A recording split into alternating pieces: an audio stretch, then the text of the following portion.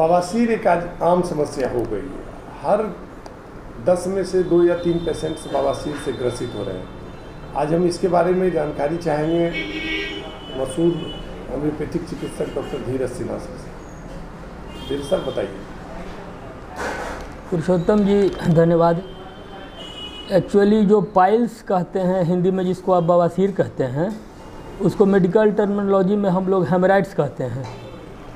तो हेमराइड्स जो है, पाइल्स जो बोलचाल की भाषा में हम लोग पाइल्स कहते हैं जिसको, वो 2 तरह का होता है और आम भाषा में ही उसको बताना उचित समझ रहे हैं ताकि लोगों को समझ में भी आए और जानते भी लोग हैं। एक खूनी बवासीर, एक बादी बवासीर, एक एक्सटर्नल पाइल्स, एक इंटरनल पाइल्स। अब आपने प्रश्न किया कि बवासीर होता क्या है। हमारे जो बड़ी आंत का जो नीचे का हिस्सा है जिसको हम लार्ज इंटेस्टाइन कहते हैं, तो उसके जो नीचे का हिस्सा है मलाशय, जिसको रेक्टिम कहते हैं हम, तो रेक्टिम में सूजन हो जाता है, इन्फ्लामेशन हो जाता है। ये बहुत हद तक वेरिकोज वेंस टाइप का है। शरीर को अगर एक चारपाई समझ लीजिए तो इसमें 2 चीज़ से आपका शरीर बुना हुआ है, एक शिरा, एक धमनी, एक आर्टरी और एक वेन। तो वेन जब रेक्टिम के माध्यम से नीचे लटक जाता है, उस पर इन्फ्लामेशन हो जाता है, सूजन होता है, दैट इज़ कॉल्ड पाइल्स। उसी को हम पाइल्स कहते हैं। अगर इंटरनल हुआ तो उससे खून आता है तो वो ब्लीडिंग पाइल्स हो गया, और अगर बाहर निकल गया, गुदा द्वार से, आपके मल द्वार से वो बाहर निकल गया, तो उसको हम बादी बवासीर कहते हैं, जिसमें कि खून तो नहीं आता, यदा कदा कभी आ सकता है, वैसे खून नहीं आता, लेकिन इन्फ्लामेशन रहता है, यानी सूजन रहता है और दर्द रहता है, जलन रहता है, अलग अलग कई प्रकार के उसमें लक्षण रहते हैं। अब होता किनको है, ऐसे मेडिकल बुक्स में कारण अननोन है, लेकिन अनुभव से हम लोग जानते हैं। हमको भी 18-19 साल हो गया प्रैक्टिस करते, और बाकी भी चिकित्सक इससे सहमत होंगे। सबसे पहले तो जान लीजिए कि इंडाइजेशन जो होता है, अपच जिसको हम कहते हैं, तो अपच का अक्सर हम लोग घरेलू इलाज कर लेते हैं। घर में कुछ खा लिए, दादी नानी दे दी, माँ चाची कोई भी कुछ दे दिया कि भाई हींग खा लिए, कुछ भी इस तरीके का हम उपाय करके अनपच को अपने ठीक कर लेते हैं। लेकिन अनपच if not treated, if not cured, indigestion not cured, it becomes constipation. तो अगर अपच का को हम पाल लिए, इलाज नहीं कराए, तो धीरे धीरे कब्जियत हो जाता है, कॉन्स्टिपेशन हो जाता है। और अगर कॉन्स्टिपेशन को भी हम पाल लिए, अगर हम इसका कब्ज का इलाज नहीं कराए, तो वो आगे चल कर के जो है पाइल्स में तब्दील हो जाता है। तो इसी को हम लोग हेमराइड्स बोलते हैं।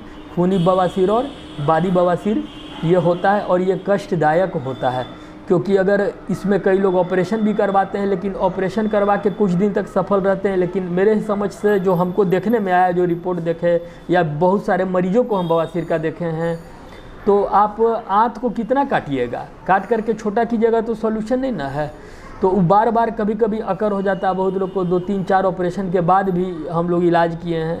सौभाग्य से होम्योपैथी में इसका परमानेंट इलाज है, लेकिन लक्षणानुसार ही चिकित्सा है, सिम्टम के हिसाब से चिकित्सा है। कई दवाइयाँ हैं जो कि इसमें पड़ती हैं, और मेरे समझ से अगर आदमी खाए तो जड़ से ठीक होने वाला बीमारी है। बवासीर के जो आपने बताया, लक्षण बता दिए, उपचार भी आपने बताया, तो ये होता किस उम्र में आदमी को ज़्यादा हो सकता है? देखिए, उम्र का तो ऐसा कुछ नहीं है, लेकिन 30 से 35 के बाद ज़्यादा पाया जाता है।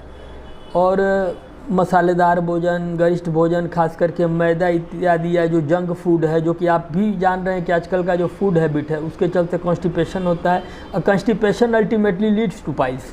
और अगर पाइल्स को भी कोई पाल ले, तब तो फिर आगे फिशर, फिस्टुला, तब तो फिर मामला ही दूसरा हो जाएगा।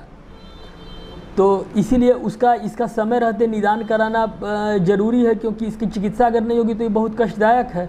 खूनी बवासीर में आपका फिर ब्लड भी तो कमेगा ना, और बादी बवासीर में भी जो एक शिरा फूल गया तो उसको मस्सा कहते हैं। बोलते हैं ना लोग कि बवासीर का एक मस्सा है, तो एक मस्सा क्या हुआ, उसको मेडिकल टर्म्स में बहुत सारे लोग नहीं समझते हैं, लेकिन उसको समझना चाहिए।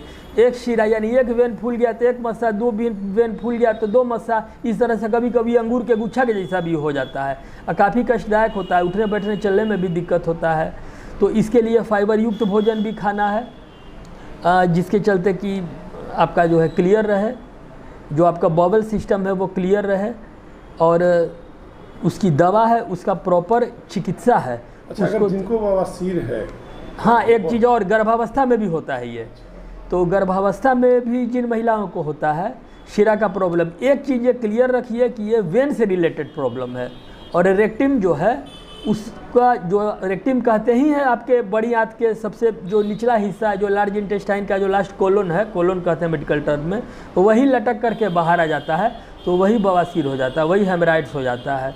तो इसका समय रहते उपचार कराना आवश्यक है। अच्छा, जिनको बवासीर है उनको क्या परहेज करना चाहिए? जिससे मैदा से तो परहेज करना ही चाहिए, साथ में अदरक और लाल मिर्च से परहेज, क्योंकि एग्रावेशन देखा गया है, क्योंकि तीखा चीज़ खाने से इसमें खास करके जो इंटरनल पाइल्स है, जो ब्लीडिंग पाइल्स है, वैसे तो जो एक्सटर्नल पाइल्स है जिसमें कि कांच गड़ने का, तिनका गड़ने का अनुभूति होता है लोगों को, तो उसमें भी, और ब्लीडिंग पाइल्स है जहाँ की खूनी बवासीर है, उसमें भी मिर्च से और अदरक से इस बीमारी में वृद्धि देखी गई है, एग्रेवेशन देखा गया है।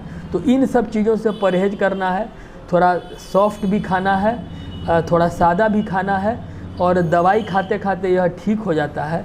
मेरे अनुभव में तो अभी तक ब्लीडिंग पाइल्स के बहुत सारे रोगी हैं मेरे पास जो कि ठीक हुए हैं, परमानेंटली ठीक हुए हैं। तो इसका अगर प्रॉपर इलाज कराया जाए, क्योंकि हम लोग के एलोपैथी में तो सिम्टम पे इलाज है ना। अब जो मस्सा बताते हैं तो किसी का नीले रंग का मस्सा है, किसी के मस्सा में जलन है, किसी के मस्सा में दर्द ज़्यादा है, किसी का मस्सा कठोर ज़्यादा है, तो अकॉर्डिंग टू सिम्टम जब हम दवाई देते हैं तो वो ठीक हो जाता है। बहुत सारे यूट्यूब पे डॉक्टर सब आते हैं जिनके काफ़ी व्यूअर्स होते हैं, तो वो लोग बताते हैं कि ये पर्टिकुलर कंपनी की दवाई, ये पर्टिकुलर कंपनी की दवाई, लेकिन वो होम्योपैथी के मूल सिद्धांत से तो इतर हो जाते हैं ना, क्योंकि तो लक्षण है। तो किस व्यक्ति में क्या लक्षण है ये तो रोगी से बात करने के बाद ही ना डॉक्टर पता करेगा। तो उस हिसाब से अगर चिकित्सा किया जाए तो ये पक्का ठीक होता है, 100% क्यूरेबल है।